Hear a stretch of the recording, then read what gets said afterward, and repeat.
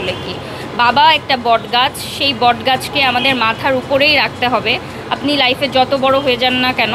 এবং বাবার ও অনেক শখ থাকে, যখন আমরা বড় হয়ে যাই সন্তানরা, তখন ওই আমাদের ছোটোবেলার শখগুলো পূরণ করার দায়িত্ব যেমন বাবা মায়ের থাকে, ঠিক তেমনি সন্তান বড় হয়ে যাওয়ার পর বাবা মা যখন বৃদ্ধ হয়ে যায়, তাদের শখগুলোর দিকে আমাদের যত্নশীল হওয়াও সন্তানদের দায়িত্ব এবং কর্তব্য। আপনারা সবাই দেখবেন, এটা প্রত্যেকটা সন্তানের দেখা উচিত এবং বাবাদের তো দেখা উচিতই, বাবাদের জন্য আমি উপহার দিয়েছি, তবে সন্তানদের দেখা উচিত, কারণ যেন ওই সম্মানটুকু আমরা যদি কোনোভাবে আমাদের দ্বারা মিসম্যাচ হয়ে যায়, বাবা মাকে না দিতে মানে সম্মান দিতে আমরা ভুলে যাই, এমন কোনো কিছু অনেক সময় আসে না মেসেজ আকারে আমাদের কাছে, ওই মেসেজ আকারে একটা কিছু আপনাদের কাছে হয়তো এই কাজের মাধ্যমে পৌঁছাবে।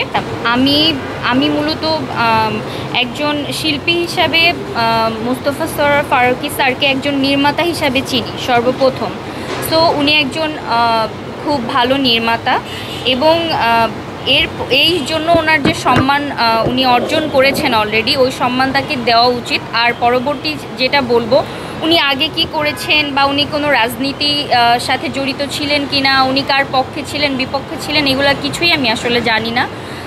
কিন্তু আমি দেখেছি যখন এই ছাত্র আন্দোলন শুরু হয় জুলাইয়ের সময়টাতে, উনি খুব সরব ছিলেন এবং ওনার স্টেটমেন্টগুলো খুব লাউড অ্যান্ড ক্লিয়ার ছিল।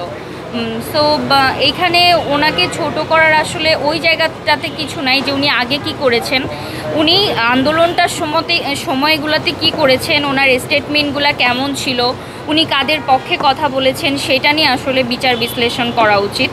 এবং একজন মানুষ একটা জায়গাতে গিয়েছে, সেই জায়গাটাতে পাওয়ার পর সে ওই জায়গাটা নিয়ে কি কাজ করে, আগে আমাদের সেটা দেখা উচিত, তারপরে তার সমালোচনা করা উচিত আমার মনে হয়। আমি ছোট মানুষ, আমি এত কিছু জানি না আসলে, এইগুলা নিয়ে বলতে পারবো না। আমার অভিনয়ে আসার গল্প, আমি জগন্নাথ ইউনিভার্সিটির নাট্যকলা বিভাগের শিক্ষার্থী। তো আমার ভার্সিটির একজন সিনিয়র আর্থিক সচিব ভাইয়া, উনি আমাকে নক করেন যে উনি ওনার টিমে আমাকে নিয়ে কাজ করতে চান। সো আমার জার্নিটা প্রাঙ্কিংয়ের মাধ্যমেই শুরু হয়েছে, এখনও চলমান, তবে এখন আমি শুধু প্রাঙ্কিংয়ে আমার জার্নি সীমাবদ্ধ নেই বা রাখতে চাচ্ছি না। আমি শিল্পী হিসাবে সবার সাথেই কাজ করতে চাচ্ছি। এই তো আমি সর্বশেষ বলতে চাই, 15 তারিখে বাবার শেষ দিন রিলিজ হচ্ছে, যে বাবারা আসলে সন্তানদের জন্য কি এবং সন্তানদের জন্য বাবারা